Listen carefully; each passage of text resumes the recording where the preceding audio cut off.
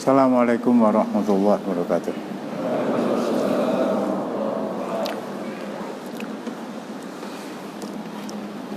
Innal hamdalillah nahmaduhu wa nasta'inuhu wa nastaghfiruhu wa nastahdihi wa natubu ilaihi wa na'udzu billahi min syururi anfusina wa min sayyiati a'malina may yahdihillahu fala mudhillalah wa may yudlil fala hadiyalah wa asyhadu an la ilaha illallah wahdahu la syarikalah wa asyhadu anna Muhammadan abduhu wa rasuluh. Ya ayyuhalladzina amanu taqullaha haqqa tuqatih wa la tamutunna illa wa antum muslimun. Ya ayyuhan nas taqu rabbakumul ladzi khalaqakum min nafsin wahidah wa khalaqa minha zawjaha wa batha minhuma rijalan katsiran wa nisaa. Wattaqullaha alladzi tasaaluna bihi wal arham innallaha kana 'alaikum raqiba. Ya ayyuhalladzina amanu taqullaha wa qulu qawlan sadida yuslih lakum a'malakum wa yaghfir lakum dzunubakum wa may yuti'illaha wa rasulahu faqad faza fawzan 'azima. Amma ba'du fa in astaqal hadithi kitabullah wa khairal hadyi hadyu Muhammadin sallallahu alaihi wasallam wa syarrul umuri muhdatsatuha wa kullu muhdatsatin bid'ah wa kullu bid'atin dhalalah wa kullu dhalalatin finnar. Ikhwani fillah asyhadakumullah, seperti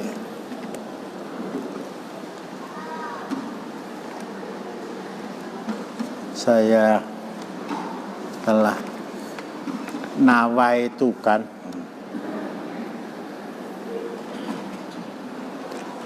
untuk mengangkat yang dikenal di kalangan para ulama itu hadis Hudzaifah. Hadis Hudzaifah ibnul Yaman radhiyallahu anhuma. Bapaknya sudah masuk Islam, mati syahid di medan Uhud, terbunuh oleh tentara Islam sendiri. Tentara Islam sendiri. Sing senengane nonton bal mesti batin. Wah, itu gol. Bukan bunuh diri. Dibunuh oleh teman karena dianggap sebagai musuh.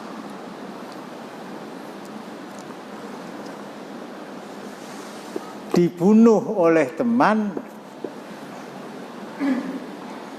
karena berada di barisan musuh. Nah, beda ini. Surat apa kira-kira itu? Surat An-Nisa ayat 97.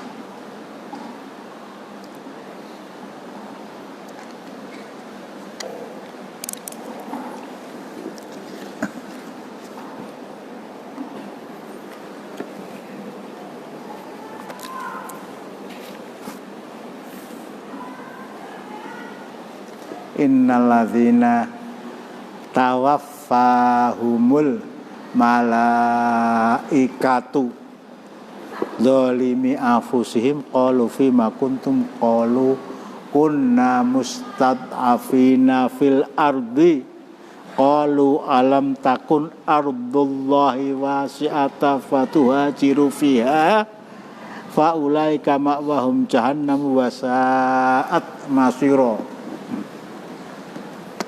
Jadi kasusnya sama, peristiwanya yang berbeda. Kalau ayat 97 surat An-Nisa itu terjadi di Medan Badar, nun sewu Pak, majeng sekedhik, ampun senden. Kabeh bapak sing tak laku siji kabeh maju kabeh. Cah cilik ya melu maju. Pokoke bapak. Nah, kasusnya sama. Sama-sama orang Islam mati di medan jihad dibunuh oleh saudara sesama muslim.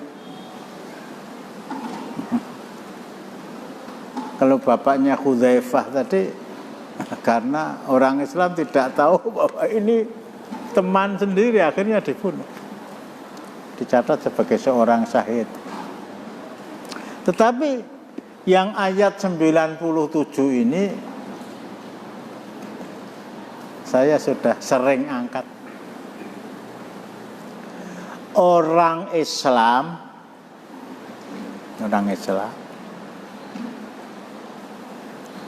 termasuk kelompok minoritas di kota Makkah. Sebelum Rasulullah hijrah, mereka sudah asyhadu alla ilaha illallah wa asyhadu anna Muhammadar Rasulullah. Nah, kisah. Datang perintah hijrah, satu persoalannya. Apapun yang diperintahkan Rasulullah akan dia laksanakan. Tapi kalau soal hijrah ini nanti mungkin seperti nyanyian itu ya. Saya lahir di Makkah, dibesarkan di Mekah. Di Makkah juga sampai akhir menutup mata. Ini enggak Islami.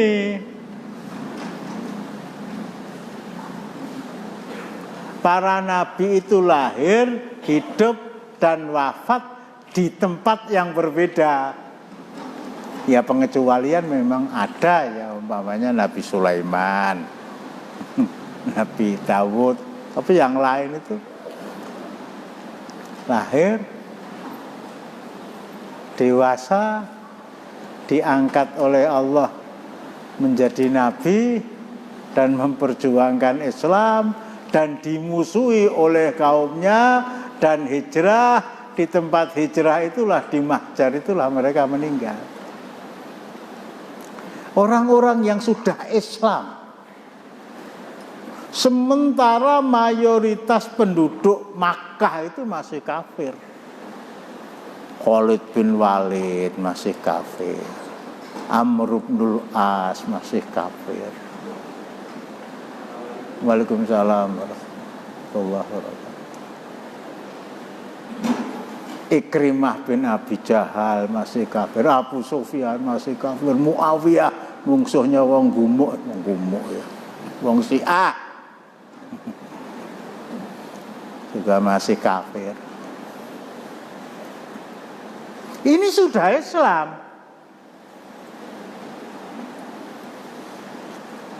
Ini sudah Islam.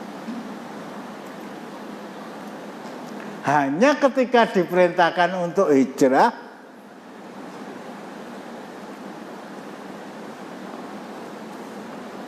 akhlata ilal ardi wattaba'a hawahu. Duh, omah warisane wong tuaku ki mosok tak tinggal prung. Orang Jawa mengatakan tanah pusaka. Harta kekayaan saya di Makkah, masa harus saya tinggal? Hijrah itu tinggal prung, betul. Intinya sekedar ngulangi ya, karena ada nilai-nilai dunia yang dia nilai di atas nilai yang diberikan oleh Allah. Akhirnya untuk satu persoalan ini dia tidak hijrah. Dia tidak hijrah. Pokoknya tetap neng Makkah. Pokoknya salat 5 waktu, sudah Isra Mi'raj itu ya. Pokoknya saben dina tawaf, ngambung Hajar Aswad, doa di multazam. salat di makom Ibrahim wudune nganggo banyu Zam-zam, ganjarane salat ning Mekah tikel 100.000 dibandingkan dengan salat di masjid lain meskipun di tempat mereka hijrah di Masjid Nabawi. Logika hidup itu dia bawa ke sana dan logis menurut logika yang tidak benar. Iya, batu kamu ngantek ireng. Tapi kamu patuh tunduk kepada kekuasaan orang-orang kafir yang sama sekali tidak ingin ngimpi ora tegaknya Islam di Makkah. Apa yang mereka patuh? Perintahkan kamu patuh. Hatta ketika terjadi rekrutmen, dipersiapkan tentara kafir untuk menuju ke Medan Badar dengan 1.000 orang tentara, mereka dipaksa, ayo masuk, berangkat, persiapkan senjata kamu. Gak, kata hati mereka. Nggih, sendika dalem ucapan mereka. Berangkat betul di medan perang, mati dibunuh oleh saudara-saudara mereka. Dia tentara Islam, berada di dalam kesatuan tentara kafir, ketemu dengan tentara Islam di bawah pimpinan Rasulullah, jumlahnya 313. Pokoknya sing neng kono kuwi musuhku. Kalau sama-sama penduduk Makkah, yang satu hijrah muhajirin, yang satu tidak, mudenge kancaku kae. Jangan sampai ditembak. Karena waktu itu belum ada bedil ta'ala. Jangan sampai dibunuh, jangan. Tapi orang Ansar, pokoknya yang ada di sana itu musuh saya.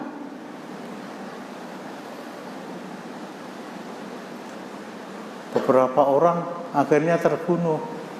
Nah, ayat ini diturunkan. Innalladzina tawaffahumul malaikatu dzalimi anfusihim. Sesungguhnya orang yang terbunuh di medan perang karena berbuat zalim untuk dirinya sendiri. Di mana kezalimannya? Tidak patuh kepada Rasulullah untuk hijrah, patuh kepada orang kafir untuk berangkat menuju medan Badar dalam rangka membunuh saudara-saudara mereka sendiri. Yang kowe tok-toke perang tapi musuhnya di sana, diarahkan ke sana, sing ngantuk kae lah. Perang mau ngantuk ora enak. Enggak sekedar aja. Nyawang rono kabeh. Terbunuh ya. Qalu fima kuntum, ini saya enggak niat untuk mengangkat, tapi Allah merintahkan saya untuk mengupas ini untuk kesekian kali. Nada pertanyaan malaikat ini kaget tadi. Loh,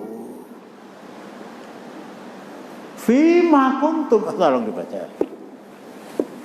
Sesungguhnya orang-orang yang diwafatkan malaikat dalam keadaan menganiaya diri sendiri, kepada mereka malaikat bertanya, dalam keadaan bagaimana kamu ini? Mereka menjawab, adalah kami orang-orang yang tertindas di negeri Mekah.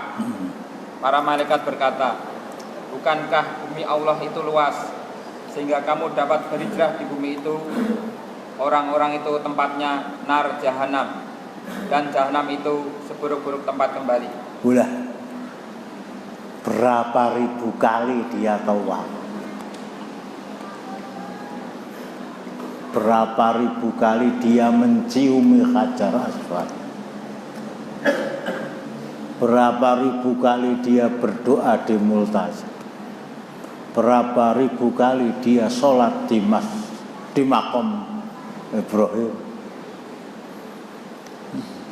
berapa ribu rakaat dia sholat dengan pahala 100.000 kali apabila dibanding dengan sholat di masjid lain. Tapi satu, patuh kepada kekuasaan orang kafir. Malaikat takut, fima kuntum, loh, dalam keadaan apa kamu mati? Ini kalau saya uraikan dengan bahasa saya, mudah-mudahan tidak keliru ya. Loh, kamu yang setiap hari tawaf itu tak?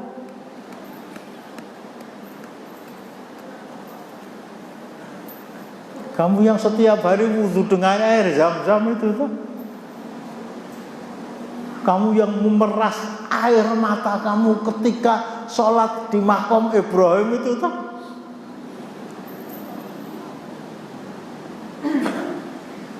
Jawabannya itu tadi, kunna mustad'afina fil ardi, kami hidup di bumi di mana penguasanya menindas kami sebagai seorang muslim.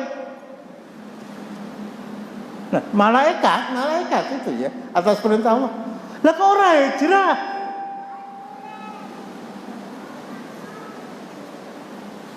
Kok enggak hijrah? Alam takut Abdullah wasafatu hajunu.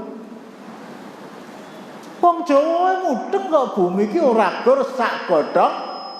Ya.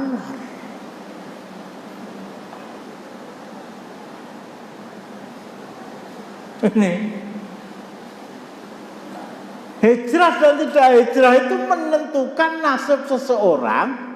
Kalau dalam kasus ini para muhajirin dan orang-orang Islam Makkah yang tidak hijrah. Alam takun ardullahi wasi'atan fatuhajiru fi.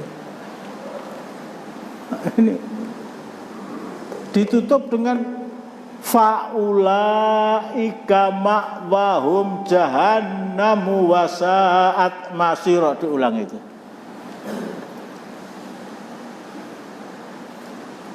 Dari awal.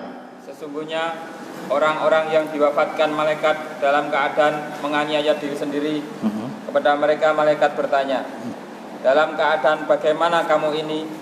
Mereka menjawab, adalah kami orang-orang yang tertindas di negeri Mekah. Waalaikumsalam. Para malaikat berkata, bukankah bumi Allah itu luas sehingga kamu dapat berhijrah di bumi itu? Orang-orang itu tempatnya nar jahanam, dan jahanam itu seburuk-buruk tempat kembali. Kalau jahanam itu disediakan untuk Abu Jahal yang juga mati di medan Badar, Umayyah bin Khalaf. Memang mereka orang kafir.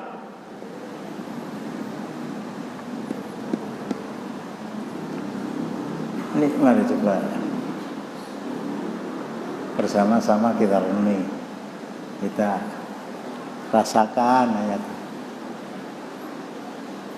Mengapa mereka ditempatkan oleh Allah di jahanam? Fima kuntum, dalam keadaan apa kamu? Kok daftar orang yang hari ini meninggal, yang dicatat sebagai orang yang memperoleh husnul khotimah dengan tingkatan paling tinggi? Husnul khotimah itu sudah tinggi, tapi yang paling tinggi husnul khotimah di medan rahmati satu. Kok jeneng ora aneh? Kok bulan baleni ora aneh?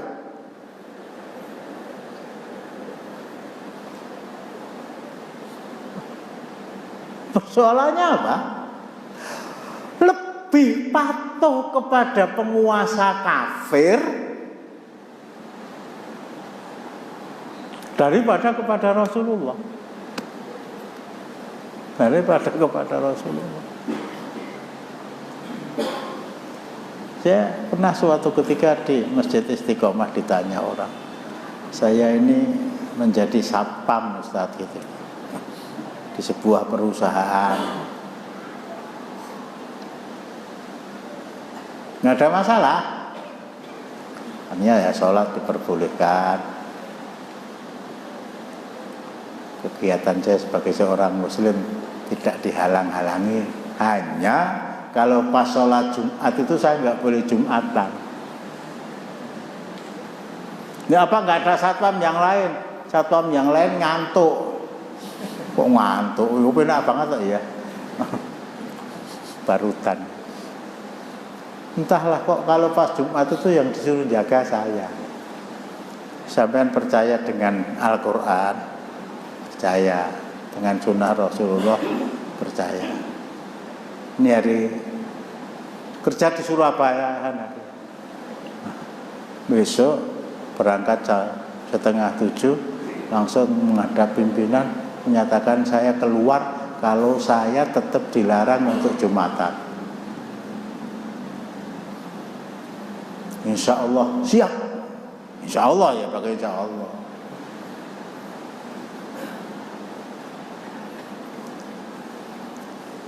Jadi saya ulangi, sama-sama dibunuh oleh orang Islam, sama-sama di medan perang. Yang satu di medan Uhud, bapaknya Hudzaifah mati syahid. Yang satu di medan Badar sebagai orang Islam, tetapi berada di pasukan orang kafir. Jadi bukan salah orang Ansor sampai membunuh mereka. Memang Allah takdirkan kamu akan mati di tangan orang Ansor, sebab perbuatan kamu sendiri, buah dari ketidakpatuhan kamu kepada Muhammad Sallallahu Alaihi Wasallam. Bahkan kamu lebih patuh kepada orang-orang kafir.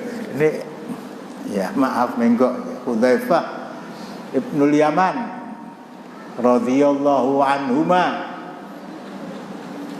dari Makkah yang hijrah gitu ya. Kalau disebut namanya di belakangnya ada radhiyallahu anhuma, itu cuma Abu Bakar As-Siddiq.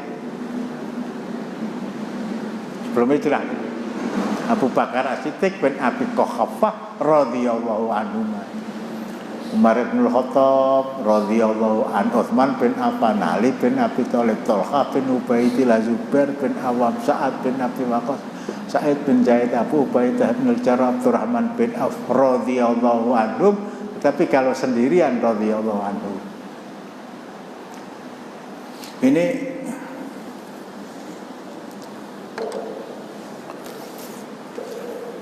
judul yang diangkat oleh Imam Ibnul Hajar Al-Asqalani di dalam tularan Pak Harto ya, di dalam Fathul Bari Syarhu Shahihil Bukhari. Materi yang akan saya baca itu judulnya Babu Kaifal Amru Idza Lam Takun Jamaah. Bab apa yang harus diperbuat oleh seorang muslim apabila, apa yang harus diperbuat oleh seorang muslim, kita semua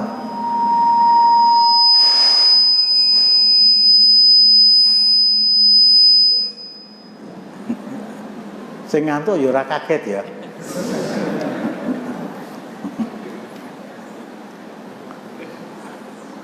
Sikap apa yang harus diambil oleh seorang muslim kalau di sana tidak ada satu jamaah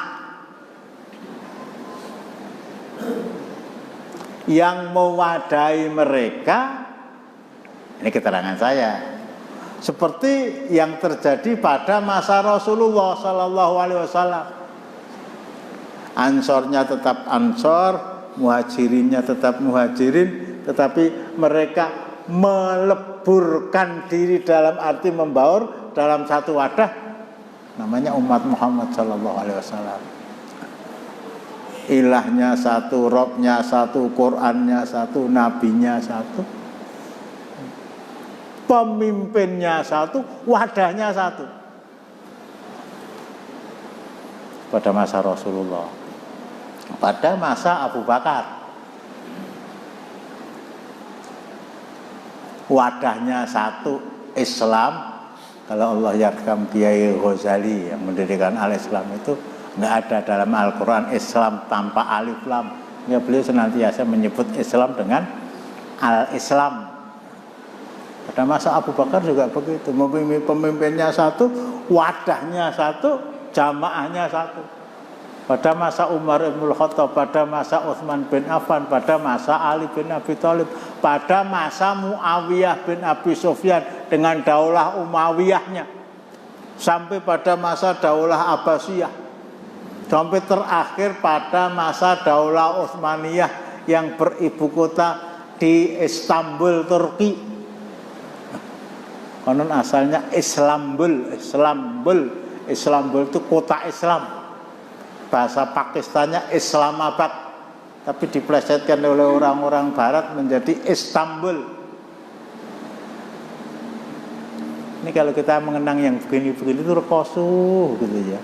Kota Manila itu bukan Sawo Manila, bukan itu. Kota Manila itu konon berasal dari fi amanillah.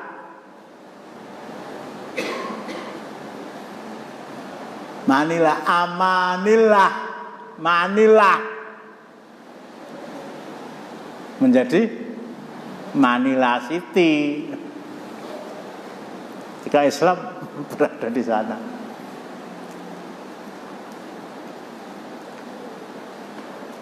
Sekali lagi ya, la ilaha illallah, ilahnya satu, Robnya satu, Qurannya satu, nabinya satu. Wadahnya ya satu. Nah kalau wadahnya dua, bisa jadi salah satu di antaranya benar, yang lain salah. Wadahnya dua, apalagi tiga, apalagi empat. Bisa jadi yang satu benar, nggak ada kebenaran kok dua itu nggak ada. Bisa jadi yang satu benar, yang satu salah. Bisa jadi kedua-duanya salah, dan tidak mungkin kedua-duanya benar. Tolong diluruskan kata-kata saya ini kalau salah. Ceplosnya, bisa jadi yang benar Muhammadiyah, sing salah NU, wiladalahannya. Bisa jadi yang benar NU, yang salah Muhammadiyah. Bisa jadi kedua-duanya salah. Tidak mungkin kedua-duanya benar. Tolong yang NU atau yang Muhammadiyah protes. Judulnya itu tadi, bagaimana sikap seorang Muslim apabila di sana belum ada satu wadah, jamaatun. Ini mufrad, ini singular, ini tunggal, bukan jamaat. Bagaimana sikap seorang Muslim apabila di sana belum ada beberapa wadah untuk umat Islam? Loh kok tiadai pirang-pirang ini? Apa ora sedeng tiadai wadah siji? Tolong ini ada yang mungkin memprotes, mengingatkan atau tidak setuju. Kalau nggak setuju tak tutup gitu loh.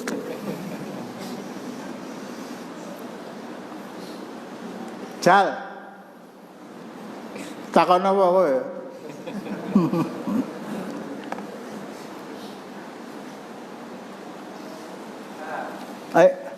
Iya. Pak siapa lupa saya? Pak Walu ya. Ya setiap manusia, setiap orang itu memang mempunyai suatu fitrah atau golongan. Nah seperti itulah yang membuat apapun yang terjadi harus ikut fitrah tersebut atau golongan tersebut. Karena yaitu tadi setiap manusia mempunyai golongan entah itu. Kok sik takon apa kandhane? Entah itu golongan baik atau buruk kita. Atau ya jalan atau orang minum minuman keras itu ya setiap itu ya sudah ikut terlibat seperti Sebentar tak interupsi ya. Nek wong Islam kan bukan berandalan toh. Bukan toh. Wong Islam itu salat 5 waktu itu bukan berandalan, wakaji bukan berandalan. Ya maksudnya Loh, enggak, jawaban saya. Wong Islam kan enggak berandalan kan? Kalau berandalan punya fikrah tadi, yang tidak berandalan orang Islam. ya maksudnya saya tanya ya kaitannya setiap manusia mempunyai golongan. Iya. Mau nggak mau harus setiap orang mempunyai golongan. Terus?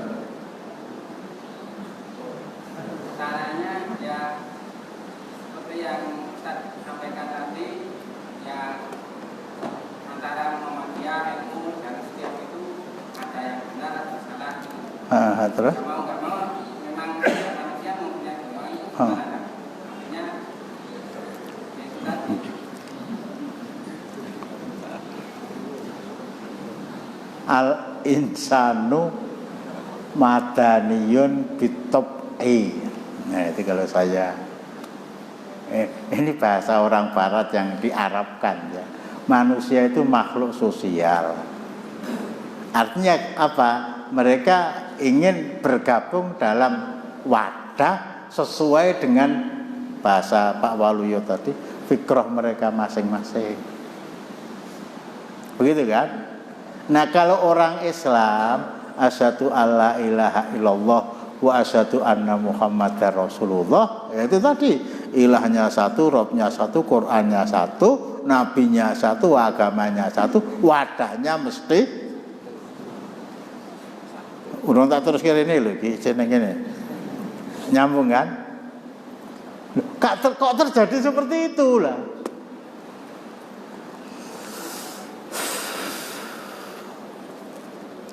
Kita buka surat ke 52.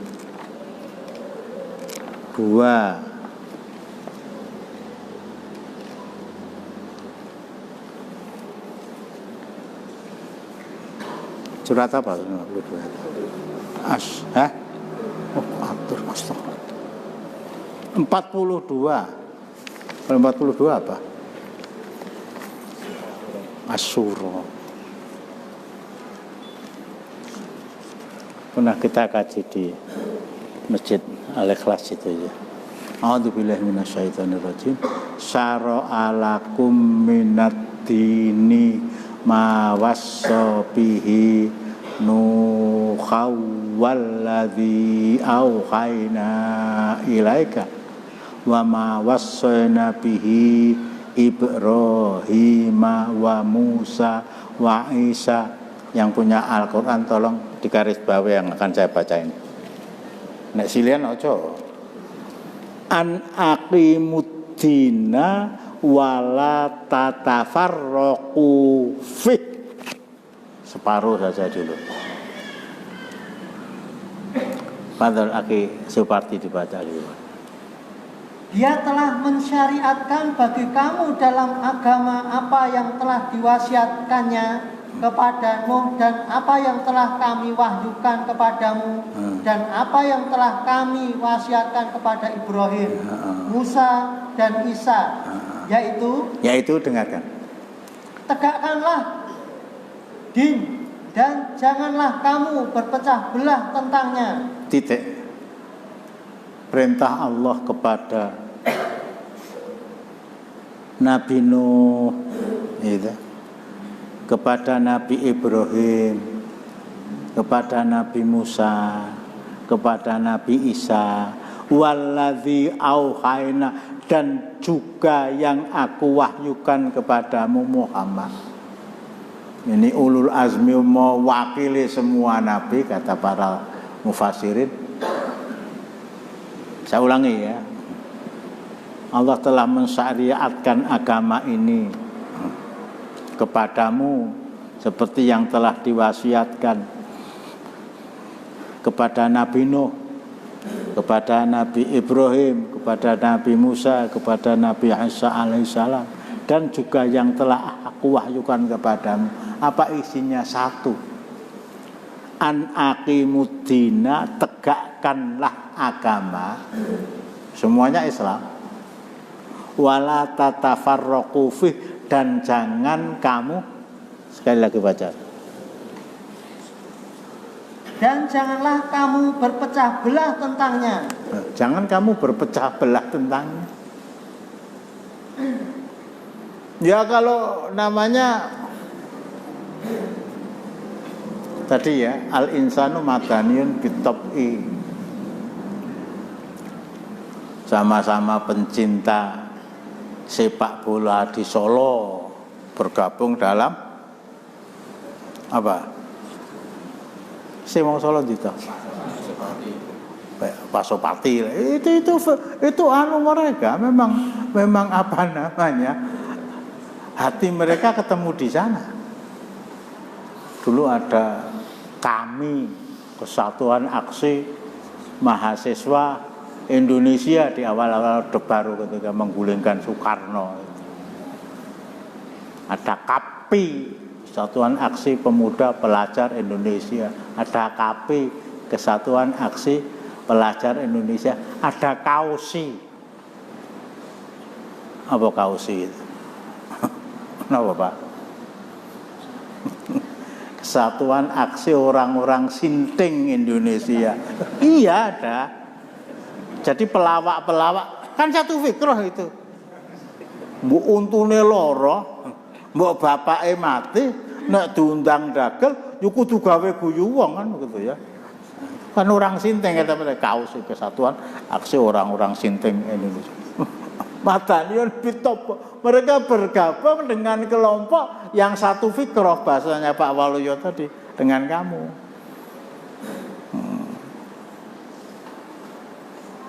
Nah, orang Islam an aqimuddina wala tatafarraqu, tegakkan agama, jangan berpecah belah. Pada zaman Rasulullah ini terlaksanakan, pada zaman Abu Bakar penduduknya bukan hanya Madinah, bukan hanya Makkah bergabung, bukan hanya orang Makkah dan Madinah, ada Salman Al-Farisi yang dari Persia, ada yang datang dari Yaman, Abu Musa Al-Asy'ari dan lain-lain. Tapi itu la ilaha illallahnya satu, agamanya satu, Qur'annya satu, nabinya satu, wadahnya satu. Semuanya patuh untuk kepada Abu Bakar, bahkan Sa'ad bin Ubadah, orang yang sudah dipilih oleh orang Ansar menjadi pengganti Rasulullah secara sepihak, tapi kemudian mereka disadarkan oleh Allah dengan perantaraan Umar ibn Khattab. Ngekeng itu ya, jenazah Rasulullah belum disentuh, tapi ada berita yang mutawatir bahwa orang Ansor secara sepihak telah mengangkat pengganti Rasulullah, Sa'ad bin Ubadah tadi, dengan keyakinan bahwa yang berhak kami. Jangan uraikan panjang lebar ya. Sementara orang-orang muhajirin yang berhak kami.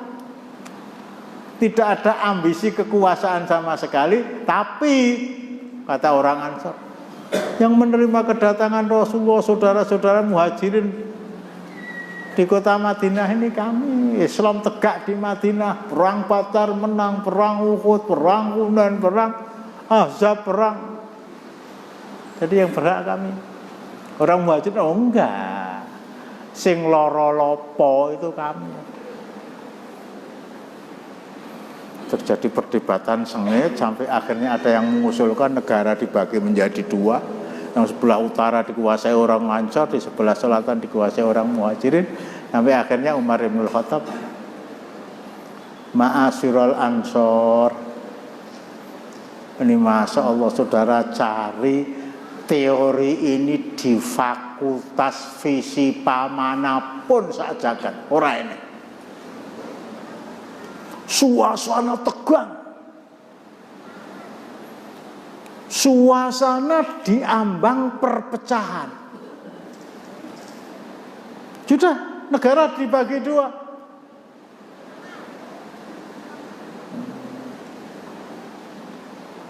Dibagi dua. Yang utara kami yang berkuasa, yang selatan kalian orang muhajirin yang berkuasa.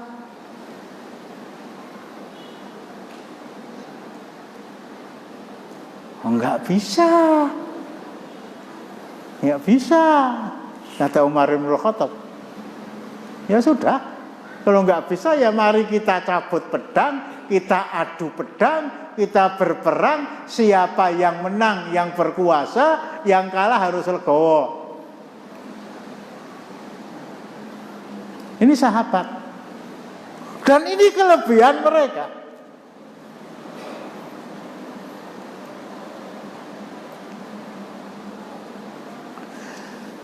Terjadinya perbedaan antara umat Islam dalam hal ini umat Muhammad, dalam hal ini sahabat beliau, khairun nas khairul qarni, itu suatu keniscayaan. Bahkan di saat jenazah beliau sallallahu alaihi wasallam belum diurus itu. Perbedaan pendapat antar umat Islam, bahkan umat terbaik, khairun nasi, itu suatu keniscayaan. Tetapi ketika kebenaran berada di depan mereka, tetapi ketika mereka dihadapkan kepada kebenaran, persatuan itu bukan hanya keniscayaan, tapi suatu kepastian. Aku bengok-bengok ya sing nekat ngantuk itu terus piye ta ya. Apike dikon push up ngono terus wis somban ra baline mesti.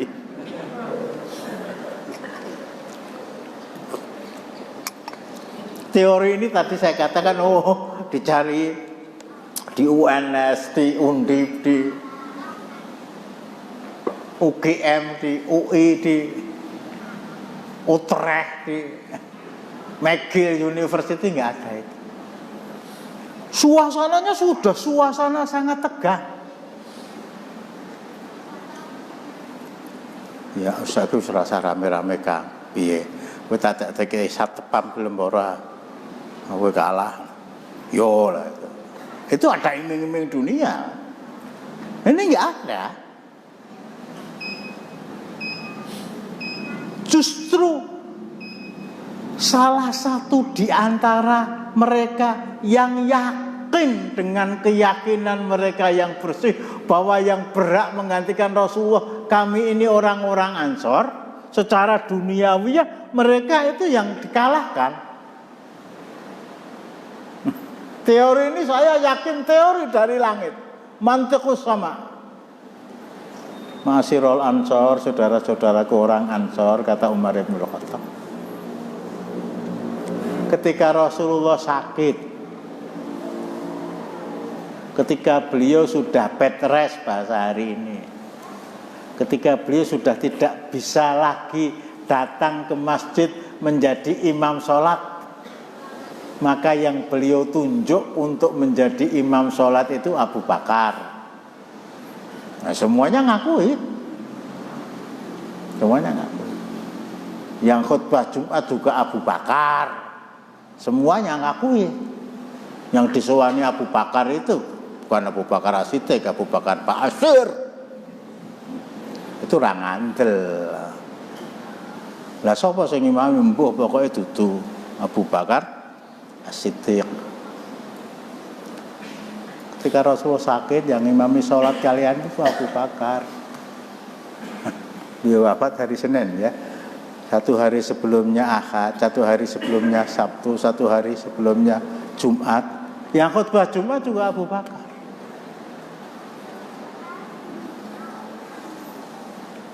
Mamingkum, suasananya suasana tegang gitu. Tangan sudah memegang ujung pedang mereka masing-masing. Mamingkum tatibu nafsuhu antakuma amama Abi Bakrin fisolah. Kalian diimami Abu Bakar. Bahkan tadi subuh juga Abu Bakar yang imami. Rasulullah di samping beliau. Siapa di antara kalian yang legowo untuk melengsarkan Abu Bakar jadi imam agar dia mundur dan kalian ganti, kalian di depan Abu Bakar di belakang, kalian jadi imam Abu Bakar jadi makmum. Padahal subuh tadi kalian jadi makmum Abu Bakar jadi imam. Ayo sapa sing wani ngenteni Abu Bakar jadi imam dan keimaman Abu Bakar itu ditunjuk oleh Rasulullah. Nangis semua tuh sahabat-sahabat Ansor. Astagfirullahaladzim, astagfirullahaladzim. Enggak ada teori itu. Persoalan yang begitu gawat, persoalan yang begitu memanas, persoalan yang seakan-akan tidak bisa diselesaikan kecuali harus adu pedang. Cukup dengan beberapa kata-kata Umar Ibn Khattab. Siapa yang legowo ngimami Abu Bakar, menjadikan Abu Bakar sebagai makmum? Nangis semua. Akhirnya mereka menerima kata-kata Umar Ibn Khattab. Ini saya katakan teori ini tidak akan kita dapatkan di mana saja. Donald Trump ngeyel kok ya. Cetok kalah itu. Padahal rajanya demokrasi, padahal ngeyel kok. Lah kalau patihnya demokrasi terus. Akhirnya Abu Bakar dibaiat. Nah, Sa'ad bin Ubadah yang diangkat mereka orang-orang Ansor sebagai orang yang sah menurut keyakinan mereka sebelum diluruskan oleh Umar bin Khattab sebagai pengganti beliau secara manusiawi. Menadalah aku wis dipilih urung dilantik. Malah dilengsar ke Menteri Sosial kae wis dilantik. Menteri Sosial ngendi?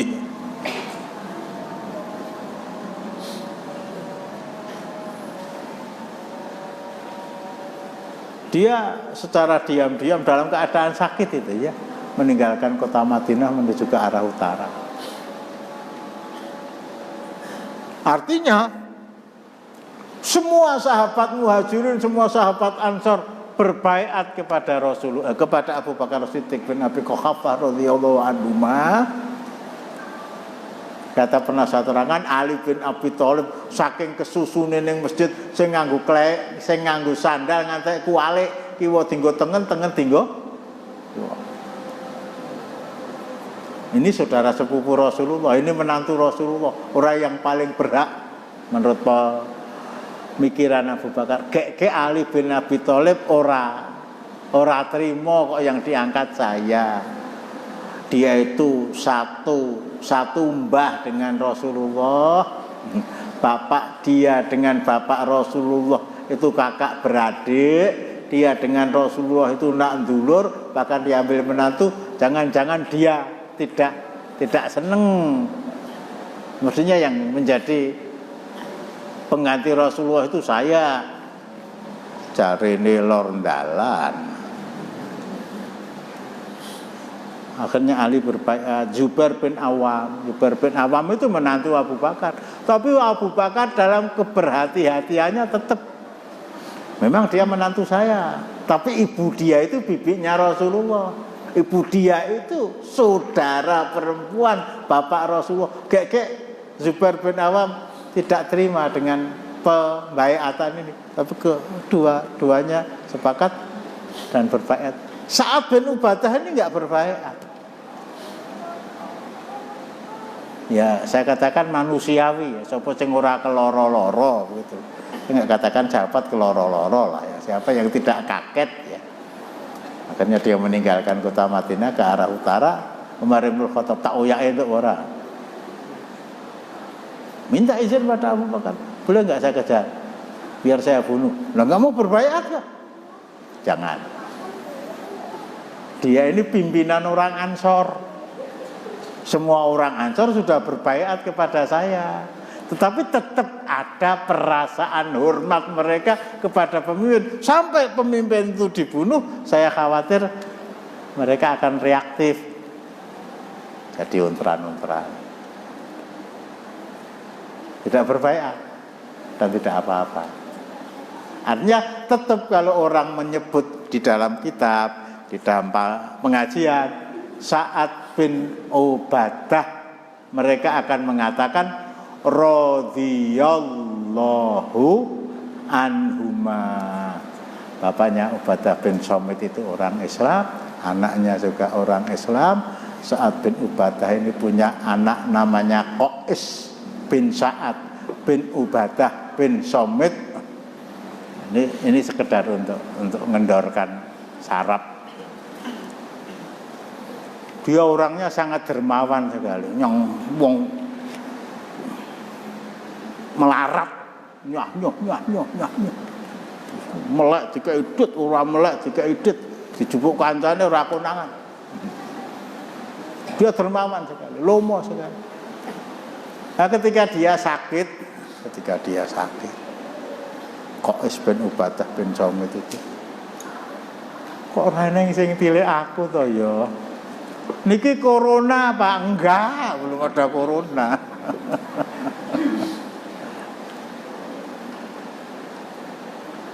Kok enggak ada orang yang nengok saya? Ya rindu ya ditengok itu ya. Apa kata anaknya lagi? Kebanyakan mereka ini orang-orang miskin yang punya utang sama bapak. Ajeng tilik penjenengan wong utange rung disaur. Apa ya gitu? Iya. Mereka punya utang sama bapak, mau nyaur, nggak ada uang, sehingga arep tilik ya perkewuh. Biasanya tilik iki nggak oleh-oleh malah. Apa kata dia itu?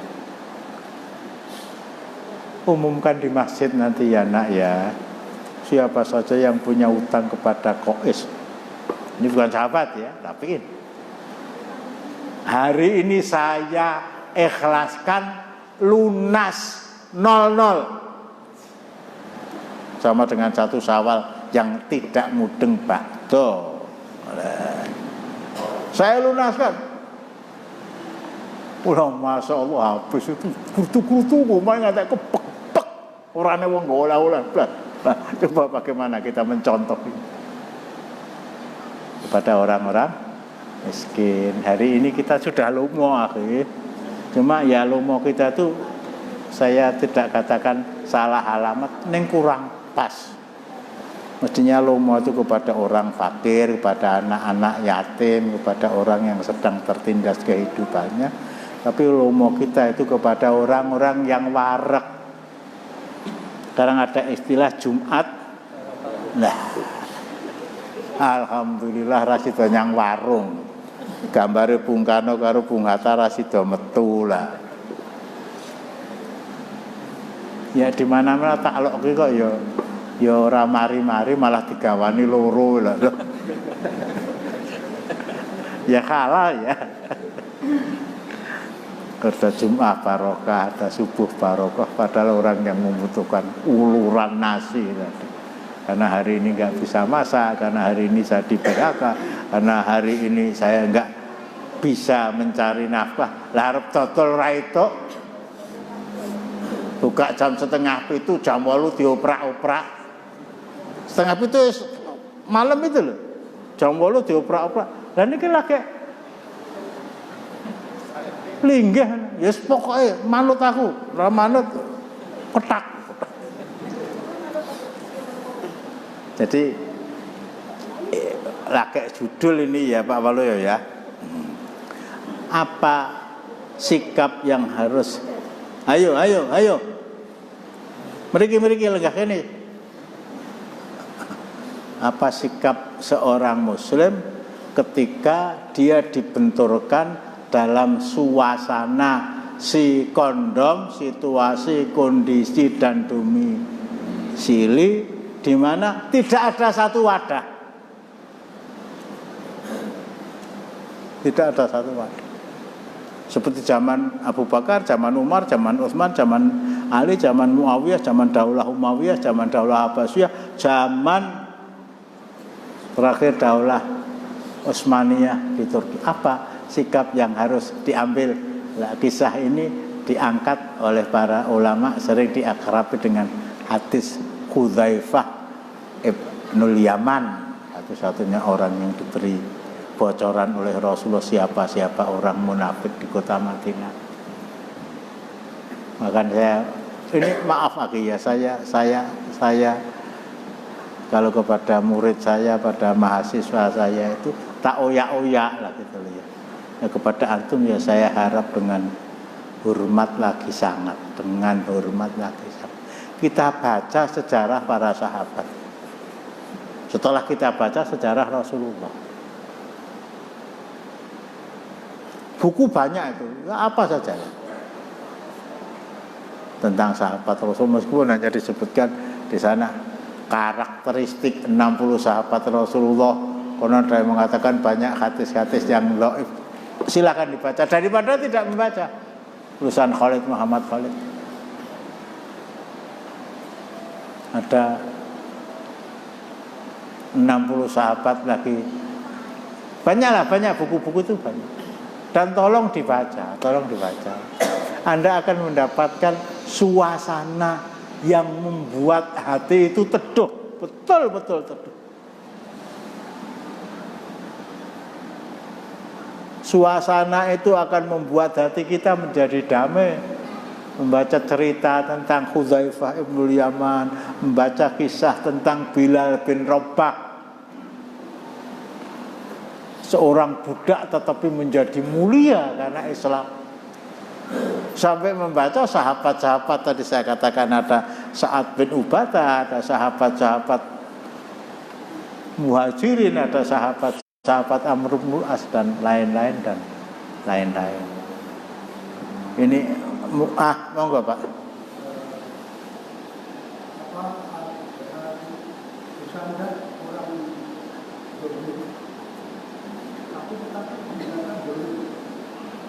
Sekali lagi Pak.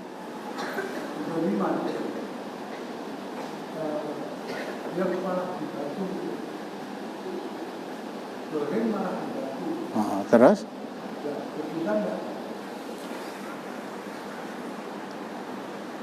Surat apa itu ya? Mungkin sudah 11 kali saya sebutkan. Surat? Ingat nggak? Surat 11. Surat Hud. Ayatnya 113.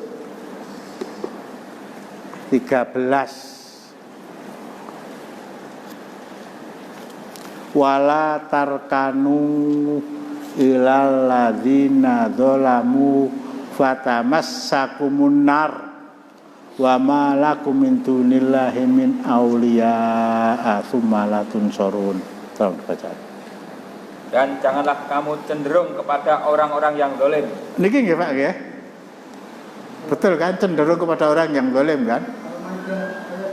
Kok Al-Maidah. Ayat 11, surat 11 ayat 113. Surat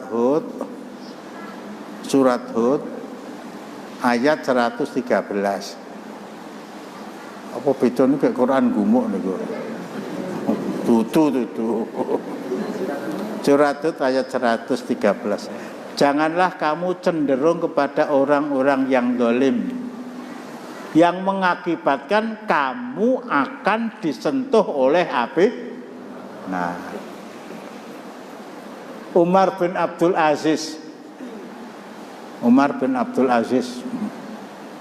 khalifah yang kelima kalau ada ya, itu suatu ketika selain mencambuk orang yang ketahuan dan terbukti minum minuman keras,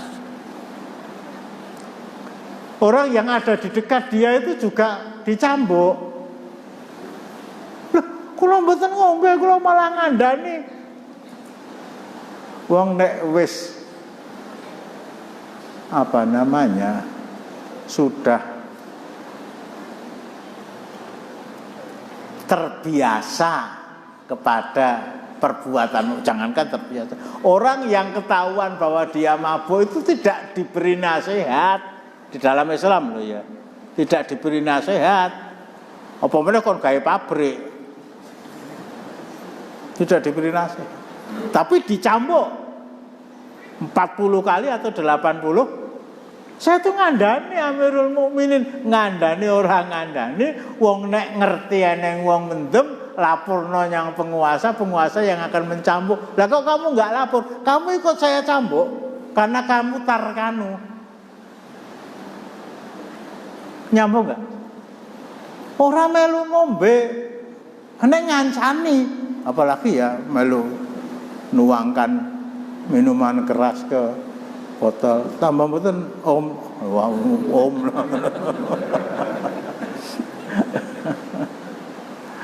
Kalau saya sering sering menerangkan itu,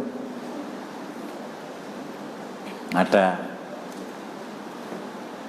orang mungkin ya nyewu apa, aku ora melu tahlilan kok. Lah ngopo? Melu ngecurke wedang, itu tarkanu itu. Saya jaga sound system.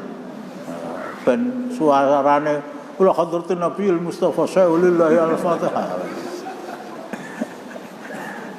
Itu tarkanu. Jadi sikap seorang mukmin apabila dia berhadapan dengan kemungkaran, satu rubah dengan tangan kamu. Rubah dengan tangan kamu.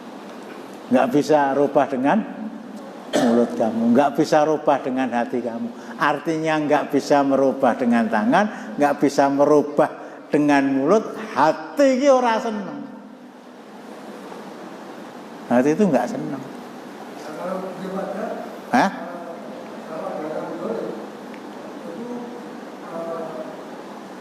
Dia dilaporkan ke kelurahan. Tapi bukan tidak menyampaikan gitu. Ya itu urusan kelurahan Pak ya. Urusan kelurahan. Jadi arep tak gebuki ping 40 mbok gebuk ping 2 laporke nyang Pak Lurah kowe malah kena pasal gitu.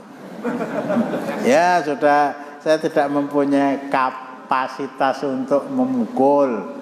Ya dengan lesan memberitahu. Malah diayeli.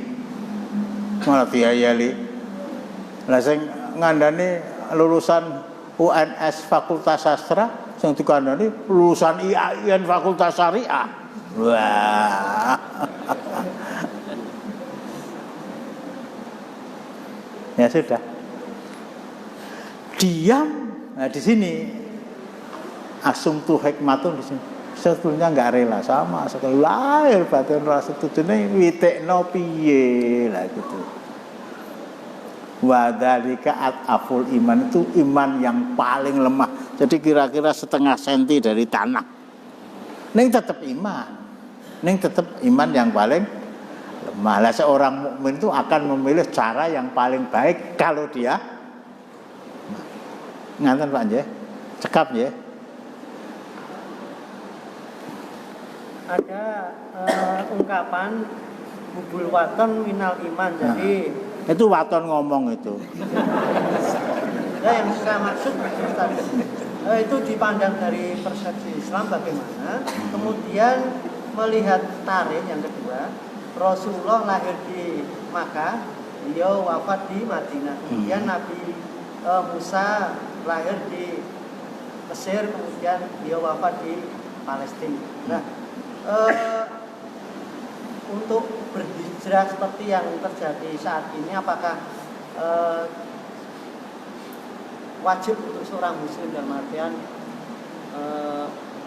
keluar dari tempat mereka? Kalau suasananya ya, kondisinya seperti kondisi yang terjadi dari riwayat yang terdapat di dalam surat An-Nisa 97, saya tidak bisa menjawab kecuali iya. Kecuali iya. Dipaksa oleh penguasa zalim untuk melaksanakan sesuatu yang jelas bertentangan. Mateni kancane dhewe kok. Bahwa hubul waton minal iman itu ya saya katakan itu waton, dalam arti ya orang memperselisihkan tentang keabsahan hadis tadi. Tapi kalau waton di sini Madinah Al-Munawwarah, oh jelas di masa Rasulullah, di masa para khulafa'ur rasyidin Abu Bakar, Umar, Utsman, Ali radhiyallahu anhu. Kalau waton di sini Damaskus, ketika penguasa Daulah Umayyah berada di sana, memang iya. Kalau waton ini Irak, Baghdad, ketika penguasa Daulah Abbasiyah, iya. Tapi kalau waton ini ya bukan hanya Bangladesh ya, bukan hanya Cina, bukan. Ya selama suasananya seperti suasana 97 surat An-Nisa itu memang harus. Cukup ya? Dah? Nah, monggo. Cukup? Kita akhiri dengan doa kafarah majelis. Subhanakallahumma wa bihamdika asyhadu an la ilaha illa anta astaghfiruka. Jadi materi selanjutnya masih meneruskan judul materinya itu, kemudian hadis Hudzaifah bin Yaman radhiyallahu anhu. Assalamualaikum warahmatullahi wabarakatuh.